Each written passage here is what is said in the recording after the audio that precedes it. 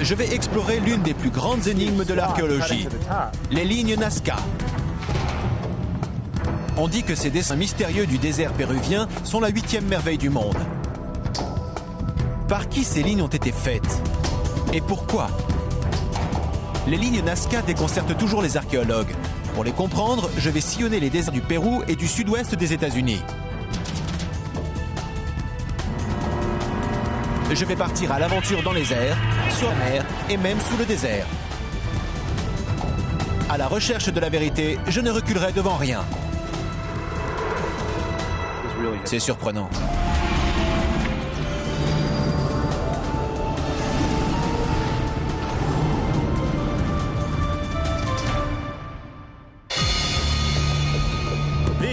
Voici le désert du sud du Pérou. C'est l'un des lieux les plus secs et déserts de la Terre. Je suis Josh Bernstein et je suis venu ici pour percer l'un des grands mystères archéologiques, les lignes Nazca du Pérou. Pendant des siècles, des gens ont traversé les plaines où les Nazca avaient tracé ces lignes. Mais ils n'avaient aucune idée de ce qu'ils voyaient. Ce n'est qu'en 1920, avec l'apparition des premiers avions, que les pilotes furent ébahis par ce qu'ils virent.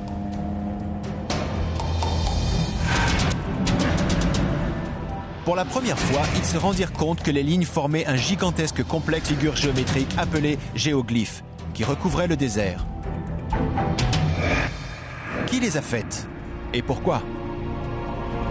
Le mystère des lignes Nazca était né. La plaine Nazca est la vallée de la mort sud-américaine. Il y règne une chaleur étouffante et il ne pleut que très rarement. Situé entre l'océan Pacifique et la cordillère des Andes, c'était le lieu de résidence d'une culture agnatique. Le peuple Nazca qui vécut entre le 4e et le 9e siècle ne laissa aucune grande ville. Ils vivaient le long des vallées fertiles et des rivières qui traversaient le désert. Ils ont construit leurs motifs monumentaux sur les plaines de ces vallées. Les lignes Nazca sont devenues l'un des plus grands mystères archéologiques du monde. Je suis venu ici pour percer ce mystère. Voici la ville Nazca qui compte environ 30 000 habitants. Elle a beaucoup évolué, mais une chose n'a pas changé. De nombreuses personnes viennent toujours ici pour voir les lignes qui ne sont qu'à quelques kilomètres de la ville. La ville de Nazca est un mélange moderne de marchés, de boutiques artisanales et de cybercafés. C'est une ville agréable.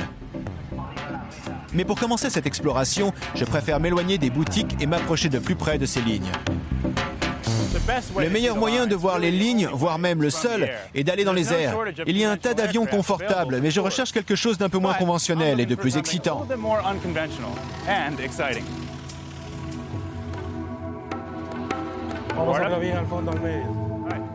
Eduardo Herran est la personne qui connaît le mieux les lignes Nazca. Il les survole depuis plus de 26 ans. C'est sans danger? Oui, ça l'est. Je crois que je pèse plus lourd que ce truc. Oui, mais c'est ce qu'il y a de mieux. Le meilleur moyen de voir les lignes? Oui, pour les voir, c'est l'idéal. C'est un ULM, c'est ultra léger. Ma vie est dans vos mains. Ah oui? Ouais. Eduardo a découvert et recensé lui-même 324 lignes et motifs. C'est un passionné. Il a survolé ces lignes pendant 12 000 heures. 12 000 heures au-dessus des lignes? Oui, en 26 ans. C'est fou. Complètement. Allons les voir. Allons-y. Allez les gars, on y va. C'est très léger. En avant pour les lignes Nazca. Eduardo m'apprend qu'il a déjà eu quelques incidents avec cet appareil. Il a même failli y laisser sa peau une fois. Ce n'est pas vraiment ce que j'ai besoin d'entendre, mais je ne vais pas me dégonfler. Est-ce qu'une aile est déjà tombée? Il veut jouer, moi aussi. Ce petit appareil semble assez fragile, et je pense qu'il l'est. Mais on a réussi à décoller et on s'envole dans les airs.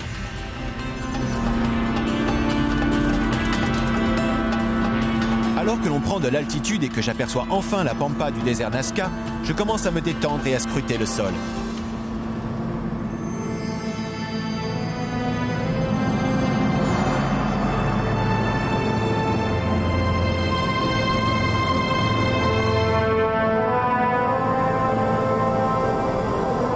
Certains disent que ces lignes ont été construites par les extraterrestres. En les voyant, je comprends pourquoi. Beaucoup ressemblent à des pistes d'atterrissage. Pourquoi ce peuple ancien a-t-il créé des figures uniquement visibles du ciel? Elles sont très grandes. Il y en a partout. Oui. Des centaines de lignes s'entrecroisent dans le désert sur plus de 16 km. Un énorme oiseau fait la taille d'un terrain de football. Un singe, un peu plus dur à deviner. Oh, la queue! Une araignée! L'araignée fait environ 200 mètres de long. Une baleine émerge du désert et un jet d'eau sort de son évent.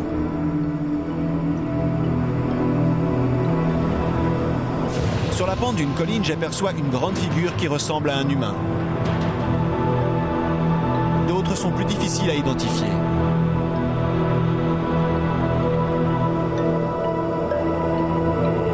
L'une d'entre elles attire mon attention. C'est quoi celle-là? Ça ressemble à une fleur. Eduardo me dit qu'il ne l'avait encore jamais vue. Toutes mes félicitations, vous en avez trouvé une. Sérieux? Oui. C'est incroyable. Au cours de mon premier vol au-dessus des lignes, j'ai réussi à découvrir une figure. Ouais. Il y a des milliers de figures. Eduardo en a découvert 324. J'ai vraiment eu une chance extraordinaire d'en découvrir une dès mon premier vol et de l'avoir photographiée. J'en ai trouvé une. J'ai tellement survolé cette zone. C'est la première fois que je vois cette fleur. La fleur. Ça fait 325 figures maintenant. Mon premier vol au-dessus des lignes Nazca et j'en trouve une. Je lui ai demandé ce que c'était, il a dit « Hey, vous en avez trouvé une, merci, c'était génial. » Félicitations, une nouvelle figure. Incroyable, incroyable. Vous vous souvenez, j'ai dit, qu'est-ce qu'il y a? J'ai regardé, j'avais jamais vu cette figure. Et aujourd'hui, vous avez pris la première photo. J'ai besoin de cette photo. C'est une vraie découverte, c'est pas une blague? Non, hier j'en avais 324 et aujourd'hui on en a 125, c'est incroyable. Merci, c'était génial. Même sans ma découverte d'un géoglyphe, les lignes auraient captivé mon imagination. Que signifient-elles? Pourquoi y en a-t-il autant? Il est temps de partir dans le désert pour chercher les réponses. Un nom a toujours été associé aux lignes Nazca, celui de Maria Reich. Cette surprenante femme allemande a dédié la plus grande partie de sa vie à comprendre les lignes jusqu'à sa mort en 1998. Elle a étudié pendant 60 ans les plaines Nazca, obsédée par le mystère de ces lignes. Elle s'est approchée de presque toutes les figures en passant souvent la nuit à la Belle Étoile.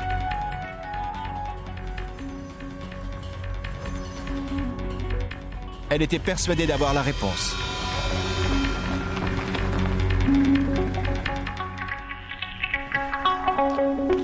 Pour en savoir plus sur sa théorie, je vais rencontrer la principale disciple de Maria Reich, Anna Maria Cogorno.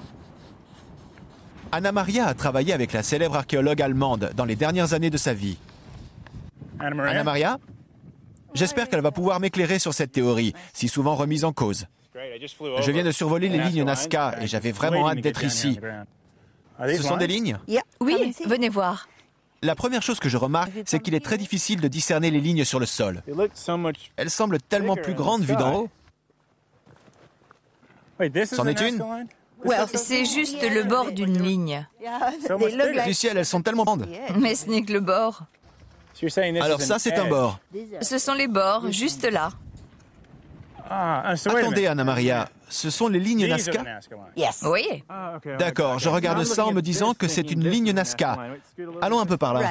Entendu. Mais si vous venez au milieu... Ça, c'est une ligne Nazca.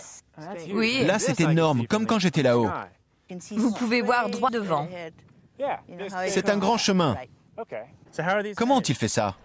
Tout ce qu'ils avaient à faire, c'était pousser les pierres et les cailloux sur les côtés pour réaliser ces géoglyphes. Ils bougeaient juste les cailloux. Je pensais qu'ils apportaient les pierres ici pour construire ces motifs. Mais en fait, ils nettoyaient le sol. C'est très simple, mais aussi très logique. Donc toute cette plaine est recouverte de roches foncées. Absolument. À cause d'un déluge incessant il y a des millions d'années. En dessous, il y a de l'argile jaunâtre qui fut recouverte par des roches volcaniques contenant du fer et des petits cailloux. Ça vient de ce déluge. Ça vient d'un volcan. Oui. Ces roches sont donc restées à la surface jusqu'à ce que les Nazca en fassent des figures il y a 2000 ans.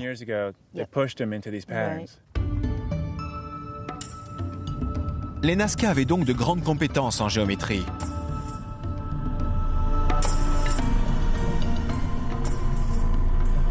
Une fois qu'ils avaient mis en place corde, ils faisaient le tracé de la figure.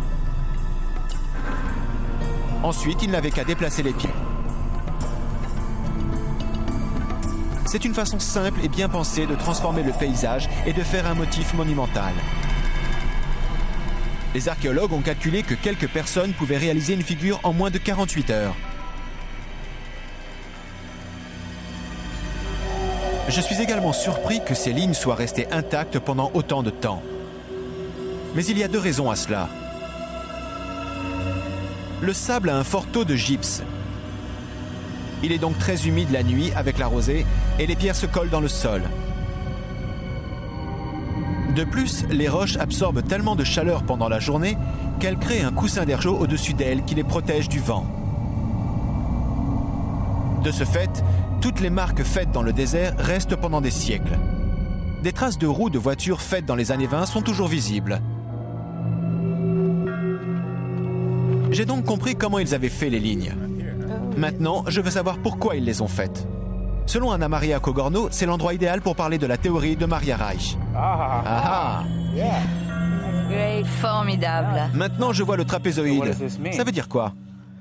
L'objectif était de positionner les lignes et les figures en fonction de la Lune, du Soleil et des étoiles, des lignes de solstice. Donc le 21 décembre, qui marque le début de l'été ici et de l'hiver chez moi. Cette ligne pointe vers l'horizon où le soleil se lève. C'est ça. Les lignes pointent par exemple vers l'horizon et les figures représentent les constellations. Cette idée est fascinante. Maria Reich croyait que les anciens Nazca construisaient les lignes pour réaliser une gigantesque carte des étoiles. Les figures étaient des constellations. Les lignes dirigées vers l'ascension des étoiles leur permettaient de repérer les saisons. Si cela est vrai, les Nazca feraient alors partie des plus grands astronomes du monde antique. Mais il s'avère que la théorie astronomique n'explique pas tout. Ce qu'a dit Anna Maria est très intéressant, mais l'alignement astronomique n'explique 30% des lignes Nazca. Si vous tracez une ligne dans le désert, vous avez une chance sur 3 pour qu'elle se dirige vers un point de l'horizon. L'idée de la constellation est aussi aléatoire. Si vous regardez le ciel quand il fait nuit, vous pouvez imaginer autant de formes et de figues que vous voulez. L'un dans l'autre, la théorie astronomique ne semble pas nous conduire très loin. Je suis sur la trace d'un grand mystère archéologique, les célèbres lignes Nazca du Pérou. À la grande surprise du pilote vétéran Eduardo Herrán, j'ai découvert une nouvelle ligne Nazca. On en a trouvé une! Merci, c'était génial. On m'a également expliqué que les lignes étaient en fait un grand observatoire astronomique. Mais cette ancienne théorie a été complètement discréditée. Il doit y avoir une autre explication. Avant d'aller plus loin, il faut que je me rapproche des Nazca qui ont disparu il y a plus de 1000 ans. J'ai vu les lignes qu'ils ont tracées et l'environnement surprenant dans lequel ils vivaient. Mais je ne sais vraiment pas qui ils étaient. Pour cela, je vais me rendre au cimetière Chochilla, dans le désert. Deborah McLaughlin est une spécialiste des Nazca. Qu'est-ce que c'est? C'est l'un des 13 tombeaux qu'on a trouvé ici. Il y a plusieurs momies à l'intérieur. C'était des Nazca? Oui, ce sont ceux des derniers Nazca, mais le cimetière a été utilisé pendant bien plus longtemps que ça. Le peuple Wari s'en servait. C'est la culture qui a vécu après les Nazca. Entre le 7e et le 9e siècle. Oui, Pré-Inca, post-Nazca. c'est ça. Pour protéger les squelettes, les archéologues les ont rassemblés dans des fosses.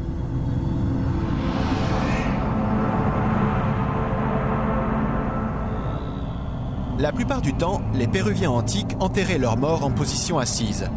Pendant de longues années, les morts recevaient des offrandes de la part des vivants. Au fil, on les a oubliés. Mais le désert est tellement sec que les momies sont restées quasi intactes. La plupart des squelettes n'ont pas été momifiés artificiellement. On leur a enlevé les intestins et avec le climat sec et la chaleur, ils se sont momifiés naturellement. Aux alentours de ces fosses se trouve un paysage que je n'avais encore jamais vu. Le désert est recouvert de fragments de squelettes humains. Ces os, ce sont des os humains. Oui, Et ils restent là? c'est le morceau d'un crâne. C'est un peu sinistre. Et il y en a partout. On trouve quelques os encore entiers et quelques crânes, mais en général, ce ne sont que des morceaux. Il y a des restes de coton là, juste là. Ici. Oh mon Dieu. Ce sont des habits. Ce sont les vêtements des momies qui sont enterrés là. Il y a donc quelqu'un là-dessous. Oui, Il y a sûrement des personnes partout. c'est un très grand cimetière. Et on voit les os à cause de l'érosion. C'est flippant. Je voulais me rapprocher des Nazca, mais je ne pensais pas m'en approcher autant. C'est un souvenir surréaliste et très viscéral de ce peuple. Ça ne concerne plus seulement les lignes. Ces personnes vivaient là et leurs os sont là pour le prouver. Pour moi, c'est très important. Le cimetière Nazca est un site incroyable. Je suis également ébahi de voir à quel point ce désert est aride. Et c'est pour cela que je suis étonné de voir autant d'animaux marins. Une baleine, un poisson, une frégate. Je me demande si la mer détient des réponses sur le mystère des lignes.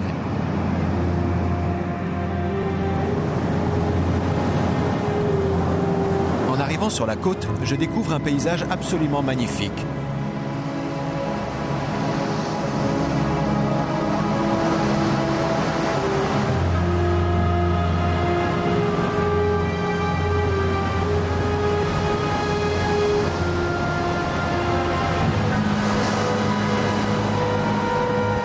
Les mers de cette côte reculée sont très riches.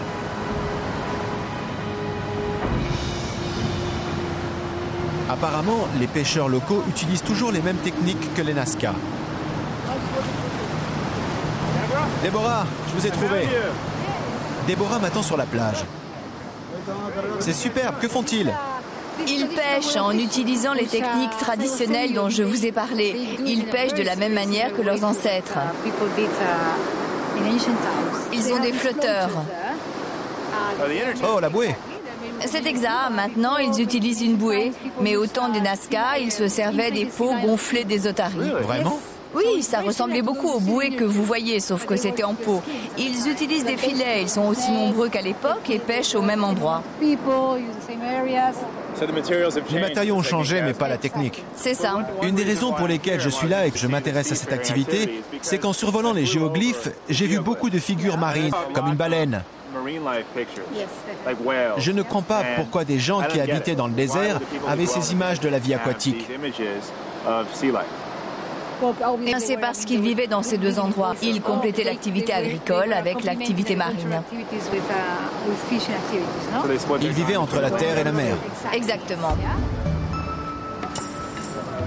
Imaginez cette scène avec une peau d'otarie, des filets en fibres de plantes, des flotteurs en gourde et des pois.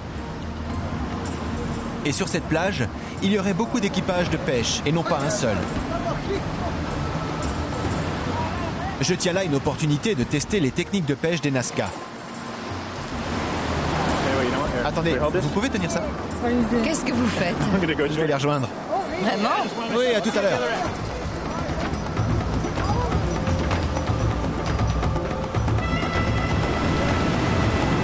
L'eau est froide et le courant est très fort. Pour faire ça, tous les jours, les pêcheurs Nazca devaient être très forts et déterminés.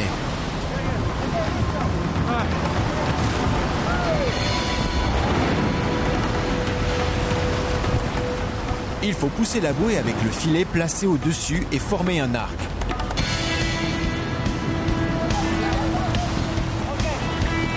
Une fois que l'arc est passe et que l'extrémité du filet est au bord de l'eau, il faut tirer pour ramener le filet.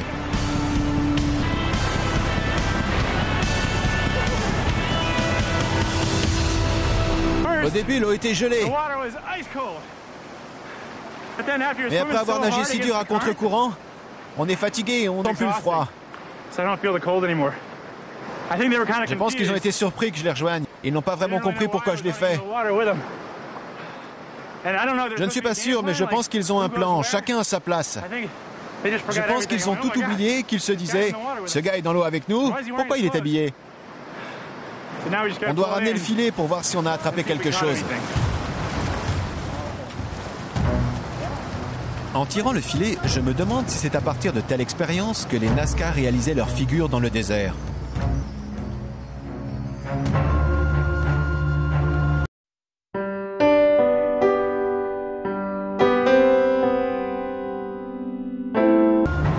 Cette côte est toujours peuplée par les créatures marines dessinées dans les lignes.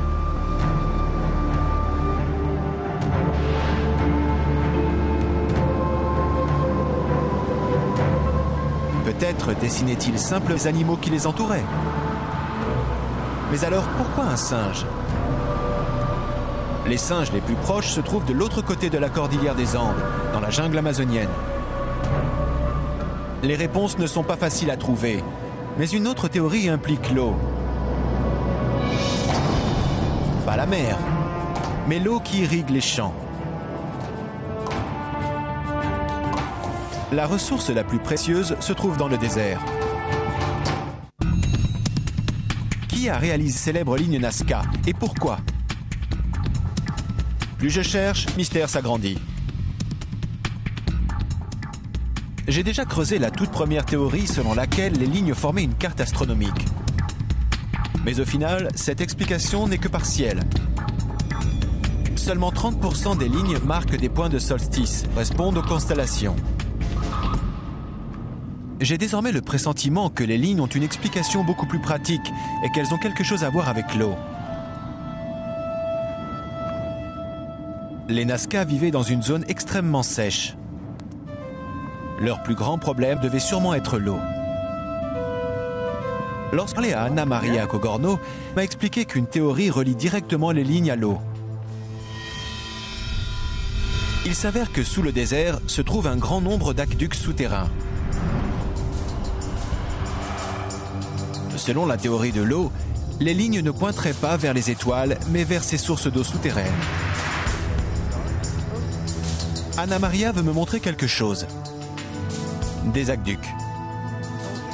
Le peuple Nazca a construit ces aqueducs et je dois absolument y entrer pour les explorer. Ils ont construit ça il y a 2000 ans? Oui, et ils s'en servent toujours. Qu'est-ce qu'ils sont en train de faire? Ils les nettoient, ils enlèvent les algues pour que l'eau coule. D'où vient l'eau? Des nappes phréatiques. C'est l'eau de la terre? Oui, c'est ça. Sans cette eau, ils ne pouvaient pas vivre. C'est vrai. Ils surveillaient le niveau d'eau et contrôlaient ce système. Je voudrais voir exactement comment les Nazca ont creusé cet aqueduc dans le sol. Je vais maintenant me plonger dans une ligne Nazca.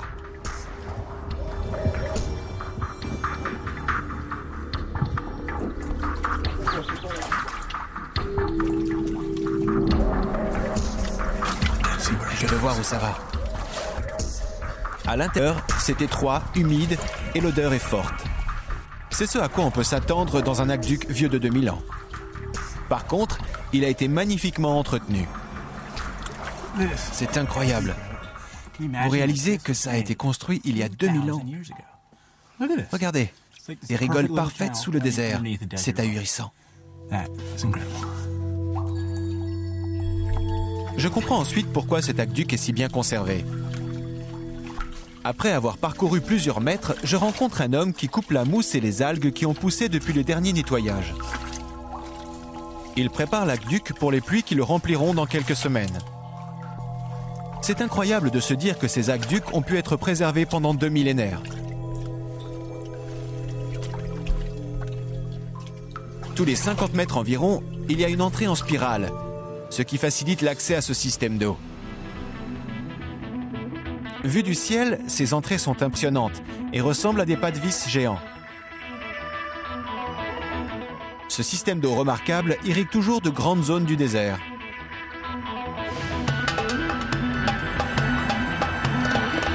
L'eau est une ressource précieuse dans ce paysage desséché. Les quelques rivières génèrent des oasis de végétation, mais sont sèches pendant la majeure partie de l'année. Contrairement aux oasis, les aqueducs remplis avec l'eau des montagnes ne s'assèchent jamais. Selon la théorie de l'eau, les lignes indiquent les sources d'eau souterraines. Les aqueducs permettaient au Nazca de profiter de cette eau.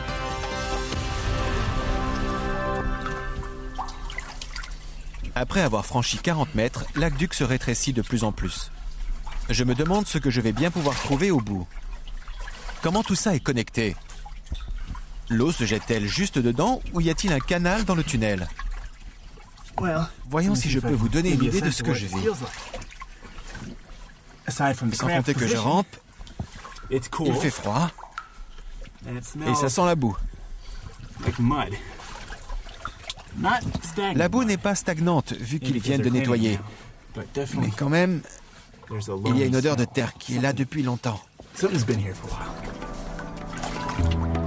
Je persiste, mais c'est de plus en plus dur.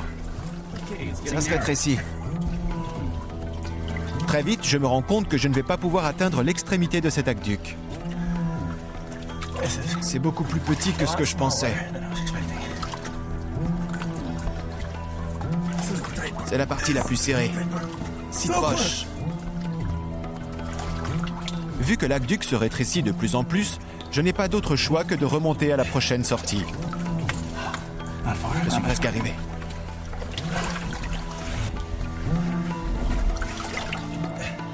Je suppose que les Nazca étaient plus petits que moi.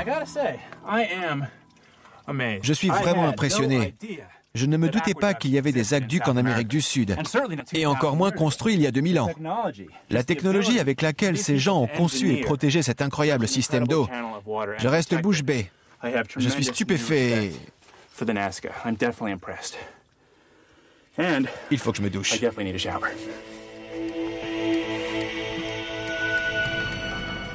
Est-il alors possible que les lignes Nazca se dirigent vers les sources d'eau souterraines? J'ai découvert que des géologues ont trouvé un rapport entre les failles géologiques souterraines et les aqueducs Nazca. De nombreuses lignes pointent vers des sources d'eau situées soit dans la montagne, soit en souterrain. Mais comme pour la théorie des étoiles, seulement 30 des lignes ont un lien avec l'eau. Ce lien entre les lignes et l'eau ne signifie pas énormément de choses. Je ne suis pas très proche d'une théorie convaincante sur le sens des lignes. Il faut que j'élargisse mes recherches. Le problème est que toutes les théories sur les Nazca ne sont que des hypothèses. On sait comment ils ont fait les lignes, mais pas pourquoi. Cependant, il existe d'autres géoglyphes, ailleurs, en Amérique, sur lesquels on en sait davantage. J'ai exploré les déserts et les côtes du sud du Pérou pour essayer de comprendre le mystère des lignes Nazca. Les deux grandes théories sur les géoglyphes géants, à savoir la carte astronomique et ses aqueducs souterrains, s'avèrent être incomplètes. Les lignes gardent leur mystère. J'ai donc décidé d'élargir mes recherches et d'explorer d'autres géoglyphes qui m'éclaireront peut-être sur les lignes Nazca. Pour cela, je me rends dans le sud de la Californie, où les Nord-Américains qui vivaient le long du fleuve Colorado ont également réalisé des géoglyphes. Ils leur ont donné le nom italien intaglio, les sculptures. J'espère que les géoglyphes du désert Mojave vont m'éclairer sur la signification des lignes Nazca. Le meilleur moyen pour les voir, c'est en les survolant.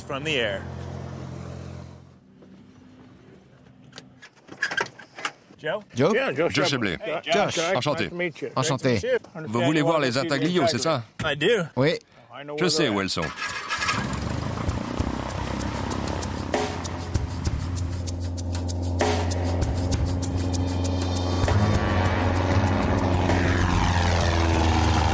L'aéroport se situe dans les plaines de la petite ville de Blythe et l'avion nous emmène dans une chaîne de montagnes basses. Les intaglios sont sur les pentes des basses collines. En survolant les montagnes, je remarque la similitude entre le paysage sec du Mojave et celui des plaines Nazca.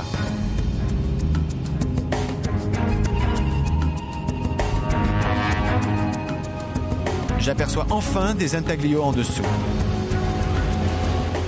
Ils sont beaucoup plus que les lignes Nazca et parfois difficiles à repérer. Le premier que je vous présente, un être humain faisant un signe. Les autres ne sont pas très loin. Il y a une autre figure humaine. À côté se trouve un animal. Difficile à dire de quoi il s'agit. Ils sont très intrigants. Je connais les lignes Nazca, mais je ne savais pas qu'il y avait des géoglyphes aux États-Unis. Mais pourquoi ces peuples se donnaient autant de mal pour créer ces formes au milieu d'un environnement hostile? Qu'est-ce que ça signifie? J'ai hâte qu'on atterrisse pour pouvoir les approcher de plus près. Ce qui distingue les intaglios des lignes Nazca, c'est que leurs descendants directs vivent toujours sur les mêmes terres. Mon premier interlocuteur est Loré Cachora, un archéologue du peuple originaire. En tant que descendant de ce peuple, que pouvez-vous me dire sur les intaglios? Ils les utilisaient lors de rituels religieux. Il y en a de deux sortes. D'un côté, vous avez le bien-être et de l'autre, vous avez le mal. Quand on les regarde, on parle du négatif et du positif, du côté négatif et positif de la vie. Des forces cosmiques qu'entourent ces géoglyphes? Oui. Ils utilisaient donc les géoglyphes pendant leurs cérémonies? Oui, et ils les utilisent pour un tas d'autres choses. Pour trouver la connaissance et la sagesse et tout ce que l'on peut chercher. Ce que vient de me dire Loré sur les intaglios est une révélation. Leur sens n'a rien à voir avec l'astronomie ou l'eau. Tout est lié à la religion. Ces géoglyphes proviennent des mythes de la création de leur peuple. Loré me dit que ces sites servaient aussi pour les différentes quêtes et les cérémonies importantes. Les lignes Nazca servaient-elles aux mêmes choses? Cela expliquerait pourquoi les Nazca passaient autant de temps à les créer. À l'image des intaglios, les figures représentent peut-être les dieux qui créaient les Nazca. Est-il possible que les Nazca aient tenté de transformer le désert en un paysage sacré, une grande arène où ils pouvaient faire leurs cérémonies? Je vais rejoindre quelqu'un qui en connaît rayon sur les géoglyphes, David Whitley. Qu'est-ce que les géoglyphes de Blythe peuvent nous apprendre sur ceux de Nazca? Ce qui est intéressant ici, c'est que nous avons des témoignages historiques et contemporains d'Américains qui expliquent pourquoi ils ont été faits et comment on s'en servait lors des cérémonies. Mais ces explications ne sont peut-être pas valables pour la création et l'utilité des lignes Nazca. Toutefois, ça nous donne une idée sur la vie des peuples traditionnels et ça nous aide à comprendre ces figures. C'est un bon point de départ pour une enquête archéologique. Les intaglios sont fragiles, tout comme les lignes Nazca aussi fragiles. Les clôtres pas très métants. Ils ont procédé comme les Nazca en poussant la croûte volcanique pour dévoiler le sable. Oui, ils ont gratté le sol du désert. Qu'est-ce que ça veut dire? En fait, ce géoglyphe est le dieu créateur, Mustamo, et nous sommes dans un lieu mythique, un endroit où il a fait quelque chose d'important dans l'histoire de la création. Les eaux du fleuve Colorado montaient dangereusement, et il a arrêté les inondations en levant et en baissant 4 fois les bras. Ainsi, l'eau s'est stoppée et il a sauvé les habitants. Ils ont immortalisé cette histoire dans le sol. C'est ça. Et il y en a d'autres, un peu plus loin? Oui, et il y en a d'autres qui sont également liés à cet événement mythique. Comment utilisaient-ils ces géoglyphes lors de leur cérémonie? Lors d'un pèlerinage rituel, ils venaient ici et utilisaient un point comme celui-là, là où un événement important avait eu lieu. Et ils dansaient dessus ou faisaient une cérémonie.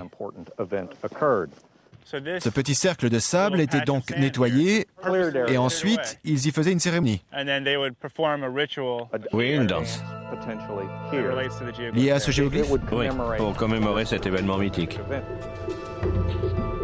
Loré et David m'ont fait entrer dans une nouvelle dimension dans ma compréhension de ces grands géoglyphes. Dans le Moyave, ces figures étaient des sites cérémoniaux. Je veux maintenant savoir si les lignes Nazca l'étaient aussi. Ma recherche de la signification des lignes Nazca m'a conduit dans le sud de la Californie. Pourquoi les anciens Américains traçaient-ils des lignes géantes et des figures dans le désert? Les théories de cartes des étoiles ou de cartes d'eau souterraine ne sont que des hypothèses.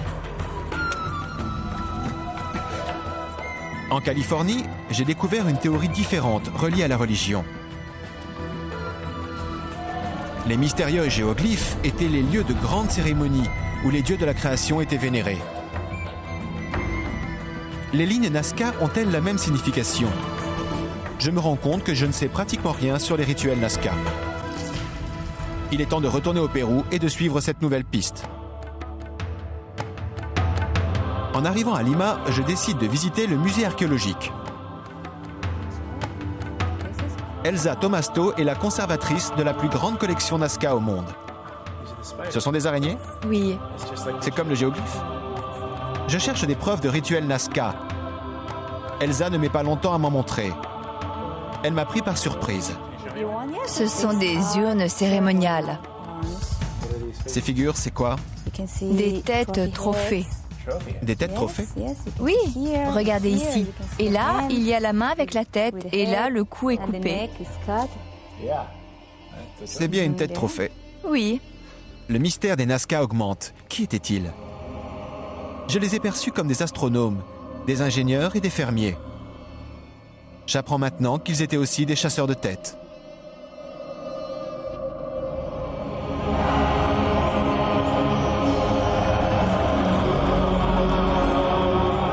Je savais que les Incas qui ont dominé cette zone 500 ans après les Nazca décapitaient leurs ennemis et gardaient leur tête en trophée. Ils les utilisaient même pour boire. Et là, je découvre que les Nazca faisaient la même chose. Dans une autre pièce du musée, Elsa me montre une autre preuve macabre. C'est une momie trophée? Oui. Quelle était son utilité? Sûrement cérémoniale. C'était une tête trophée, mais on ne sait pas s'il y avait une guerre autour de ça. Je peux la tenir? Oui, mais faites très attention. J'ai déjà vu des momies, mais jamais juste une tête. Ça fait bizarre sans le corps. Il n'y a que la tête. C'est étrange, vraiment étrange. Ce crâne a une forme inhabituelle. Pourquoi est-il comme ça? C'est une déformation. Ils ont utilisé un déformateur quand ils étaient bébés. Ils se déformaient donc volontairement. On voit autre chose. Ils enlevaient la peau pour nettoyer le crâne et enlever tous les muscles et tissus pour que ça sèche bien. Et ensuite, ils remettaient la peau.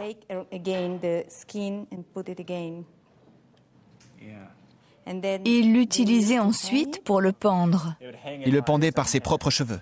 Oui, parfois par leurs cheveux, parfois avec du coton.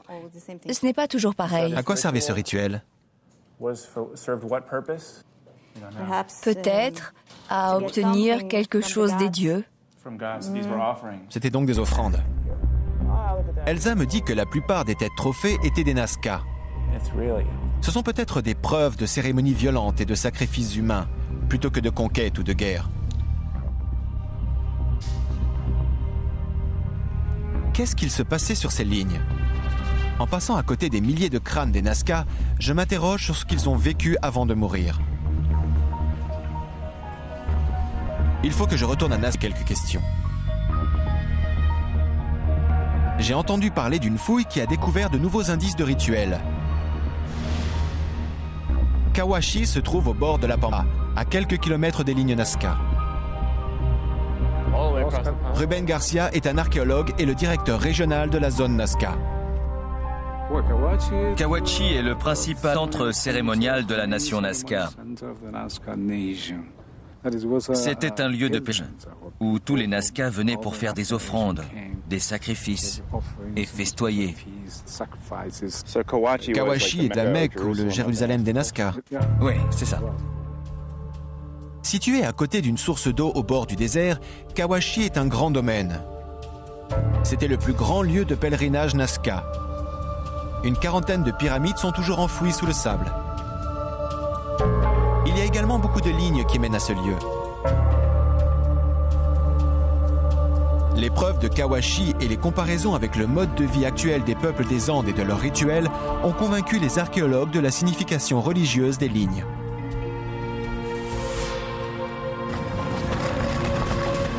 Beaucoup sont associés à la fertilité. Rubén a préparé une démonstration du symbole Nazca le plus connu.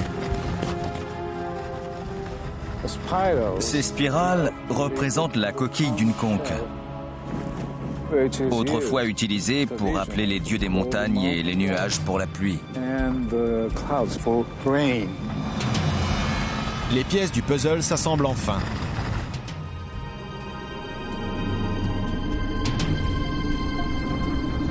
La plupart des archéologues pensent désormais que les lignes étaient des chemins sacrés sur lesquels les Nazca pratiquaient leurs cérémonies. Les figures représentent des esprits créateurs et les dieux qui contrôlent les forces de la nature. Les Nazca ont transformé leur désert en un vaste autel dédié aux dieux de la création.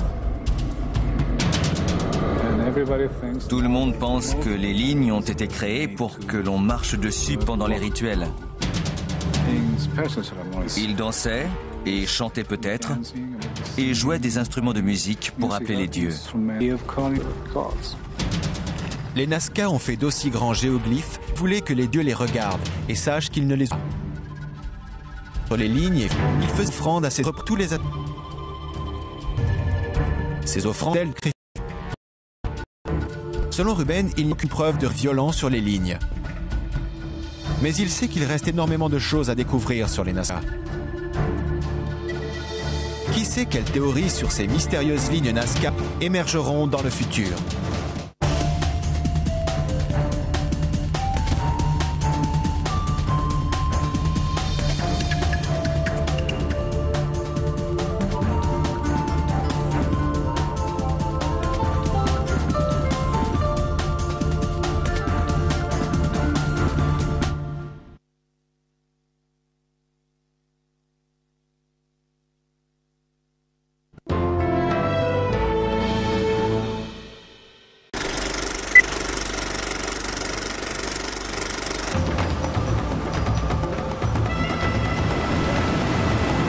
L'eau est froide et le courant est très fort.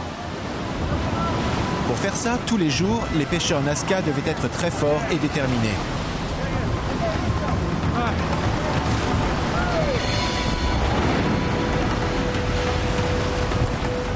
Il faut pousser la bouée avec le filet placé au-dessus et former un arc.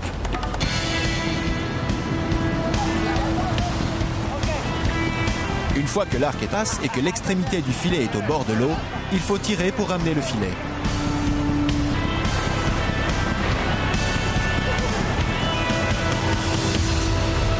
Au début, l'eau était gelée. Mais après avoir nagé si dur à contre-courant, on est fatigué et on n'entend plus le froid. Je pense qu'ils ont été surpris que je les rejoigne. Ils n'ont pas vraiment compris pourquoi je l'ai fait. Je ne suis pas sûr, mais je pense qu'ils ont un plan, chacun à sa place. Je pense qu'ils ont tout oublié, qu'ils se disaient « Ce gars est dans l'eau avec nous, pourquoi il est habillé ?» On doit ramener le filet pour voir si on a attrapé quelque chose. En tirant le filet, je me demande si c'est à partir de telle expérience que les Nazca réalisaient leurs figures dans le désert.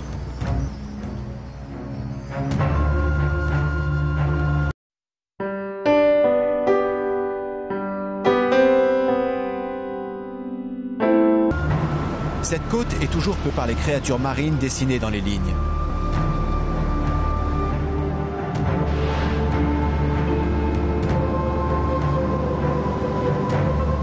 Peut-être dessinaient-ils simples animaux qui les entouraient. Mais alors, pourquoi un singe? Les singes les plus proches se trouvent de l'autre côté de la cordillère des Andes, dans la jungle amazonienne. Les réponses ne sont pas faciles à trouver, mais une autre théorie implique l'eau. Pas la mer, mais l'eau qui irrigue les champs. La ressource la plus précieuse se trouve dans le désert. Qui a réalisé ces célèbres lignes Nazca et pourquoi? Plus je cherche, mystère s'agrandit. J'ai déjà creusé la toute première théorie selon laquelle les lignes formaient une carte astronomique. Mais au final, cette explication n'est que partielle. Seulement 30% des lignes marquent des points de solstice, correspondent aux constellations. J'ai désormais le pressentiment que les lignes ont une explication beaucoup plus pratique et qu'elles ont quelque chose à voir avec l'eau. Les Nazca vivaient dans une zone extrêmement sèche. Elles ne sont que des hypothèses. En Californie, j'ai découvert une théorie différente reliée à la religion. Les mystérieux géoglyphes étaient les lieux de grandes cérémonies où les dieux de la création étaient vénérés. Les lignes Nazca ont-elles la même signification? Je me rends compte que je ne sais pratiquement rien sur les rituels Nazca. Il est temps de retourner au Pérou et de suivre cette nouvelle piste. En arrivant à Lima, je décide de visiter le musée archéologique. Elsa Tomasto est la conservatrice de la plus grande collection Nazca au monde. Ce sont des araignées? Oui. C'est comme le géoglyphe. Je cherche des preuves de rituels Nazca. Elsa ne met pas longtemps à m'en montrer. Elle m'a pris par surprise. Ce sont des urnes cérémoniales. Ces figures, c'est quoi? Des têtes trophées. Des têtes trophées? Oui, regardez ici. Et là, il y a la main avec la tête. Et là, le cou est coupé. C'est bien une tête trophée. Oui. Le mystère des Nazca augmente. Qui étaient-ils? Je les ai perçus comme des astronomes, des ingénieurs et des fermiers. J'apprends maintenant qu'ils étaient aussi des chasseurs de têtes.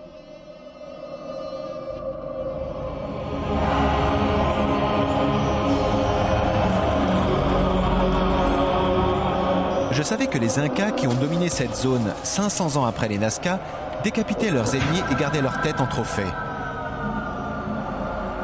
Ils les utilisaient même pour boire. Et là, je découvre que les Nazca faisaient la même chose. Dans une autre pièce du musée, Elsa me montre une autre preuve macabre. C'est une momie trophée? Oui. Quelle était son utilité? Sûrement cérémoniale. C'était une tête trophée, mais on ne sait pas s'il y avait une guerre autour de ça. Je peux la tenir? Oui, mais faites très attention. J'ai déjà vu des momies, mais jamais juste une tête. Ça fait bizarre sans le corps. Il n'y a que la tête. C'est étrange, vraiment étrange. Ce crâne a une forme inhabituelle. Pourquoi est-il comme ça? C'est une déformation. Ils ont utilisé un déformateur quand ils étaient bébés. Il se déformait donc volontairement. On voit autre chose. Ils enlevaient la peau pour nettoyer le crâne et enlever tous les muscles et tissus pour que ça sèche bien. Et ensuite, ils remettaient la peau. Il s'avère que sous le désert se trouve un grand nombre d'aqueducs souterrains. Selon la théorie de l'eau, les lignes ne pointeraient pas vers les étoiles, mais vers ces sources d'eau souterraines. Anna Maria veut me montrer quelque chose. Des aqueducs. Le peuple Nazca a construit ces aqueducs et je dois absolument y entrer pour les explorer. Ils ont construit ça il y a 2000 ans? Oui, et ils s'en servent toujours. Qu'est-ce qu'ils sont en train de faire? Ils les nettoient, ils enlèvent les algues pour que l'eau coule. D'où vient l'eau? Des nappes phréatiques. C'est l'eau de la terre? Oui, c'est ça. Sans cette eau, ils ne pouvaient pas vivre. C'est vrai. Ils surveillaient le niveau d'eau et contrôlaient ce système. Je voudrais voir exactement comment les Nazca ont creusé cet aqueduc dans le sol. Je vais maintenant me plonger dans une ligne Nazca.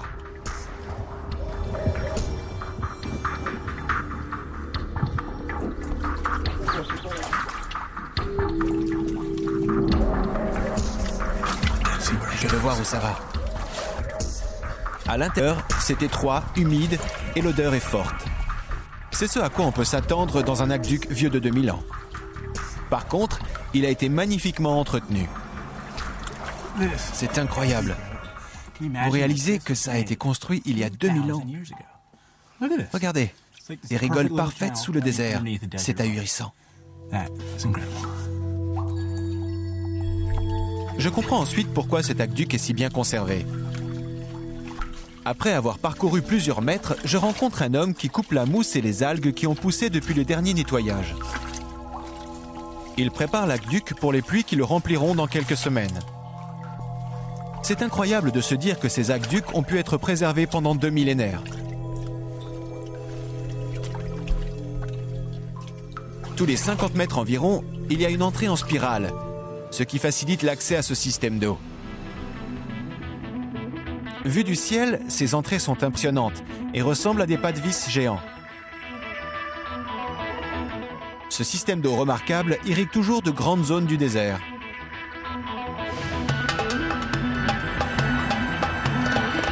L'eau est une ressource précieuse dans ce paysage desséché. Les quelques rivières génèrent des oasis de végétation, mais sont sèches pendant la majeure partie de l'année. Contrairement aux oasis, les aqueducs remplis avec l'eau des montagnes ne s'assèchent jamais. Selon la théorie de l'eau, les lignes indiquent les sources d'eau souterraines. Vraiment? Oui, ça ressemblait beaucoup aux bouées que vous voyez, sauf que c'était en pot. Ils utilisent des filets, ils sont aussi nombreux qu'à l'époque et pêchent au même endroit. Les matériaux ont changé, mais pas la technique. C'est ça. Une des raisons pour lesquelles je suis là et que je m'intéresse à cette activité, c'est qu'en survolant les géoglyphes, j'ai vu beaucoup de figures marines, comme une baleine. Je ne comprends pas pourquoi des gens qui habitaient dans le désert avaient ces images de la vie aquatique. C'est parce qu'ils vivaient dans ces deux endroits. Ils complétaient l'activité agricole avec l'activité marine. Ils vivaient entre la terre et la mer. Exactement. Imaginez cette scène avec une peau d'otarie, des filets en fibres de plantes, des fleurs en gourde et des pois. Et sur cette plage, il y aurait beaucoup d'équipages de pêche et non pas un seul. Je tiens là une opportunité de tester les techniques de pêche des Nazca. Attendez, vous pouvez tenir ça? Qu'est-ce que vous faites? Je vais les rejoindre. Vraiment? Oui, à tout à l'heure.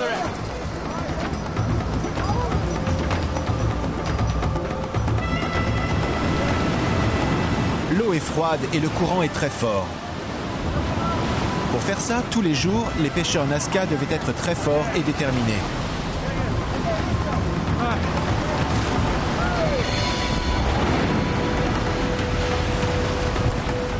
Il faut pousser la bouée avec le filet placé au-dessus et former un arc.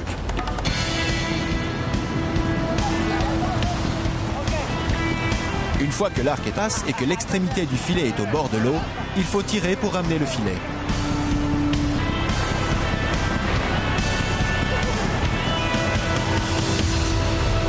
Au début, l'eau était gelée.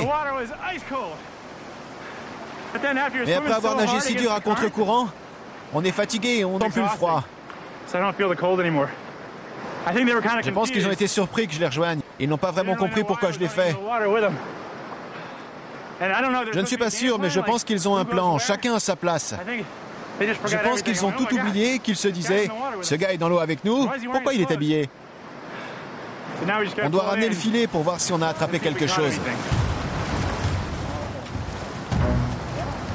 En tirant le filet, je me demande si c'est à partir de telle expérience que les Nazca réalisaient leur figure dans le désert.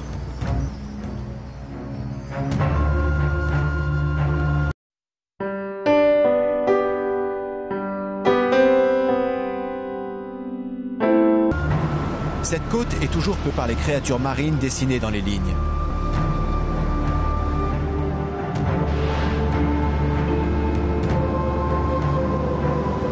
Une fois que l'arc est passe et que l'extrémité du filet est au bord de l'eau, il faut tirer pour ramener le filet.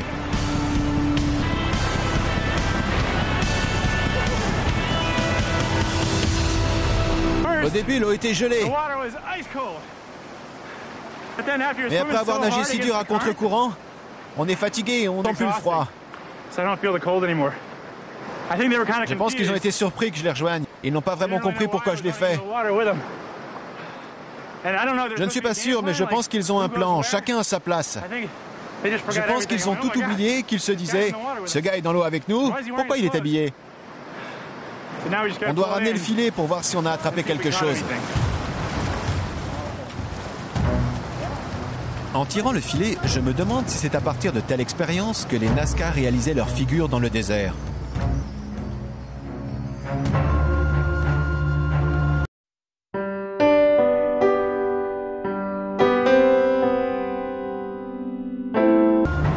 Cette côte est toujours peuplée par les créatures marines dessinées dans les lignes.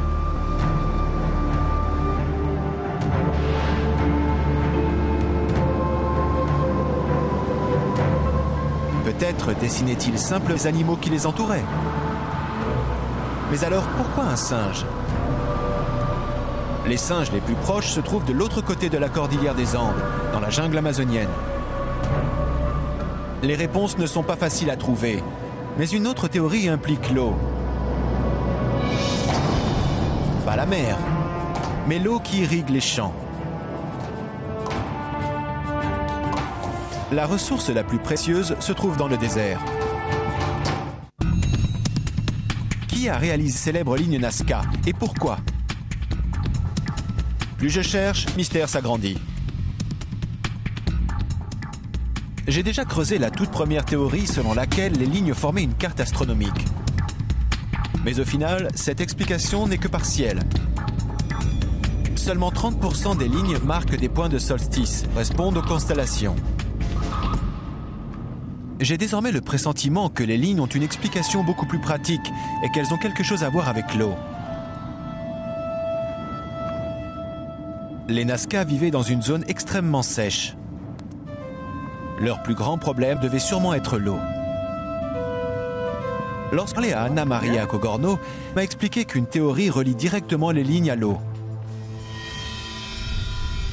Il s'avère que sous le désert se trouve un grand nombre d'aqueducs souterrains. Selon la théorie de l'eau, les lignes ne pointeraient pas vers les étoiles, mais vers ces sources d'eau souterraines. Anna Maria veut me montrer quelque chose. C'est incroyable. Vous réalisez que ça a été construit il y a 2000 ans. Regardez, des rigoles parfaites sous le désert. C'est ahurissant. Je comprends ensuite pourquoi cet aqueduc est si bien conservé. Après avoir parcouru plusieurs mètres, je rencontre un homme qui coupe la mousse et les algues qui ont poussé depuis le dernier nettoyage. Il prépare l'aqueduc pour les pluies qui le rempliront dans quelques semaines. C'est incroyable de se dire que ces aqueducs ont pu être préservés pendant 2 millénaires. Tous les 50 mètres environ, il y a une entrée en spirale, ce qui facilite l'accès à ce système d'eau. Vu du ciel, ces entrées sont impressionnantes et ressemblent à des pas de vis géants. Ce système d'eau remarquable irrigue toujours de grandes zones du désert.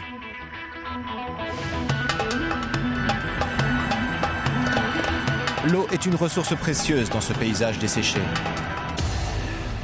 Les quelques rivières génèrent des oasis de végétation, mais sont sèches pendant la majeure partie de l'année. Contrairement aux oasis, les aqueducs remplis avec l'eau des montagnes ne s'assèchent jamais. Selon la théorie de l'eau, les lignes indiquent les sources d'eau souterraines. Les aqueducs permettaient aux Nazca de profiter de cette eau.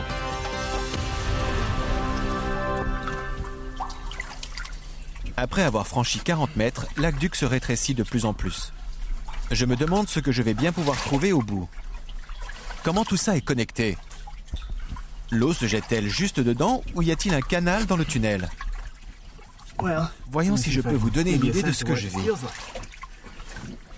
Sans compter que je rampe, il fait froid et ça sent la boue. La boue n'est pas stagnante vu qu'ils viennent de nettoyer. Mais quand même, il y a une odeur de terre qui est là depuis longtemps. Je persiste, mais c'est de plus en plus dur.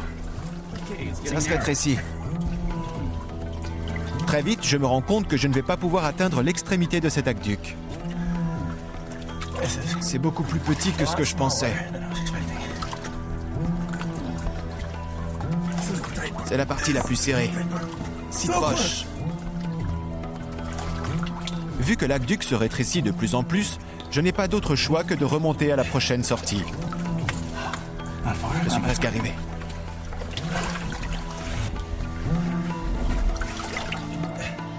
Je suppose que les Nazca étaient plus petits que moi. Je suis vraiment impressionné. Je ne me doutais pas qu'il y avait des aqueducs en Amérique du Sud, dessus et former un arc.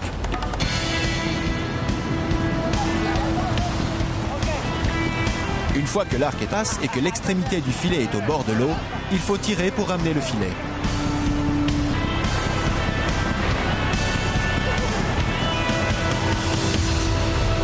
Au début, l'eau était gelée. Mais après avoir nagé si dur à contre-courant, on est fatigué et on n'a plus le froid. Je pense qu'ils ont été surpris que je les rejoigne. Ils n'ont pas vraiment compris pourquoi je l'ai fait. Je ne suis pas sûr, mais je pense qu'ils ont un plan, chacun à sa place. Je pense qu'ils ont tout oublié, qu'ils se disaient « Ce gars est dans l'eau avec nous, pourquoi il est habillé ?» On doit ramener le filet pour voir si on a attrapé quelque chose.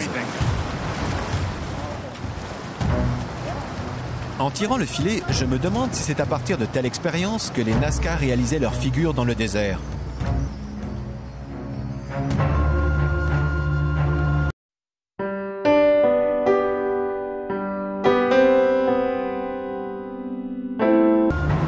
Cette côte est toujours peu par les créatures marines dessinées dans les lignes.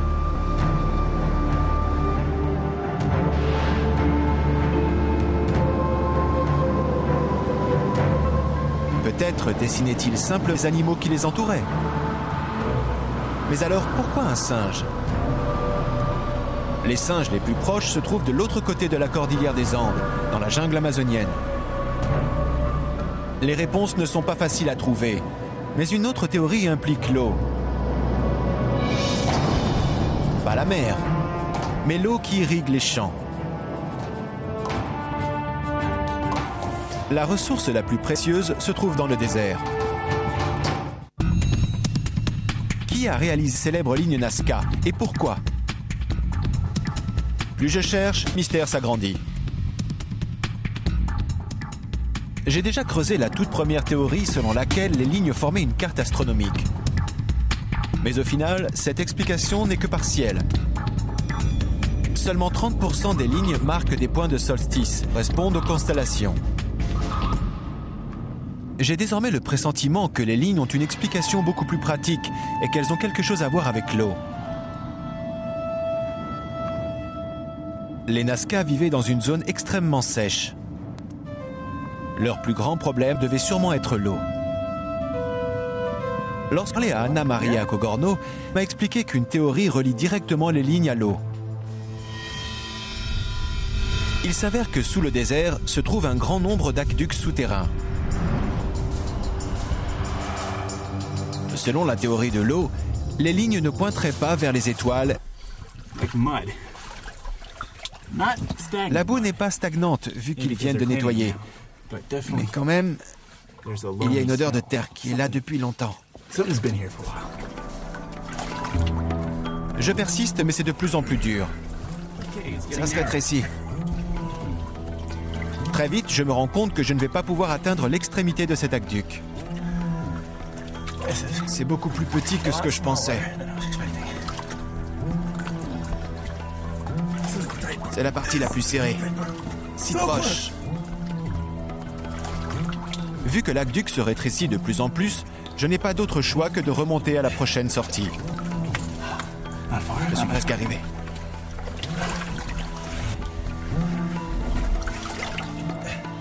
Je suppose que les Nazca étaient plus petits que moi. Je suis vraiment impressionné. Je ne me doutais pas qu'il y avait des aqueducs en Amérique du Sud, et encore moins construits il y a 2000 ans. La technologie avec laquelle ces gens ont conçu et protégé cet incroyable système d'eau, je reste bouche bée. Je suis stupéfait. Il faut que je me douche.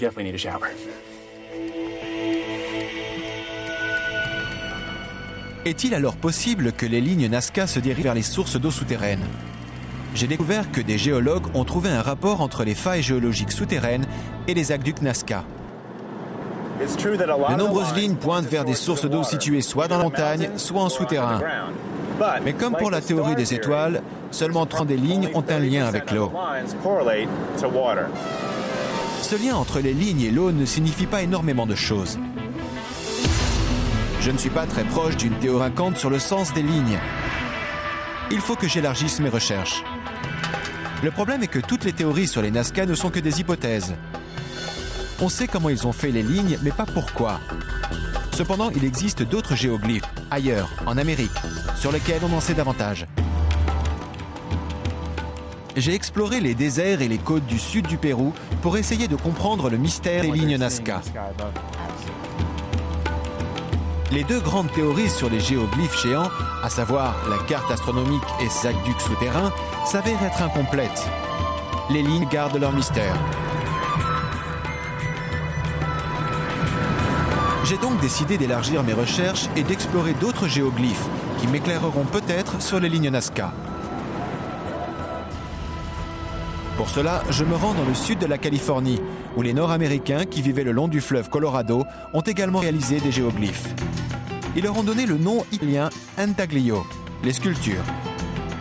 J'espère que les géoglyphes du désert Mojave vont m'éclairer sur la signification des lignes Nazca. Là, je me rends dans le sud de la Californie, où les Nord-Américains qui vivaient le long du fleuve Colorado ont également réalisé des géoglyphes. Ils leur ont donné le nom italien intaglio, les sculptures. J'espère que les géoglyphes du désert Mojave vont m'éclairer sur la signification des lignes Nazca. Le meilleur moyen pour les voir, c'est en les survolant.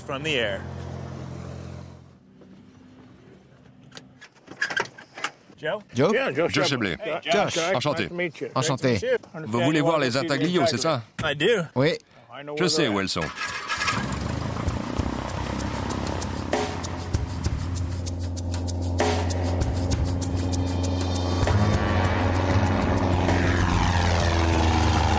L'aéroport se situe dans les plaines de la petite ville de Blythe et l'avion nous emmène dans une chaîne de montagnes basses. Les aglios sont sur les pentes des basses collines. En survolant les montagnes, je remarque la similitude entre le paysage sec du Mojave et celui des plaines Nazca.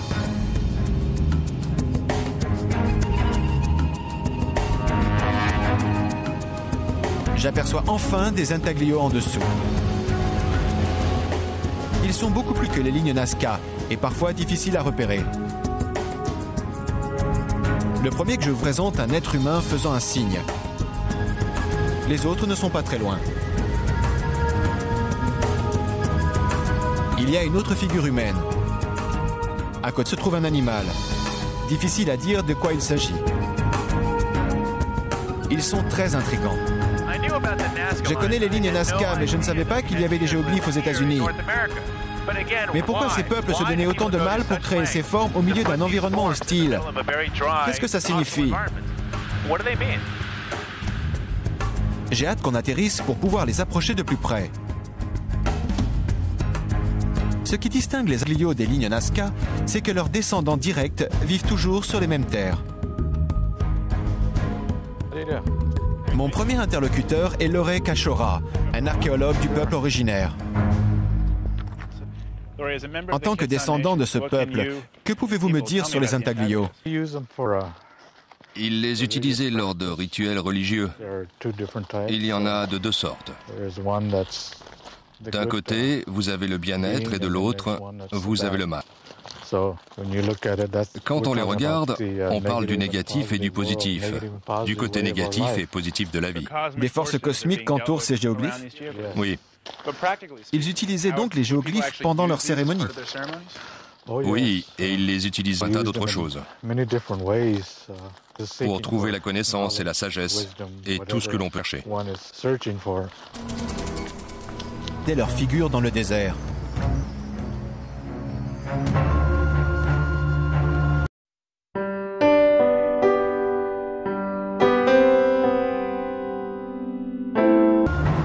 Cette côte est toujours peuplée par les créatures marines dessinées dans les lignes.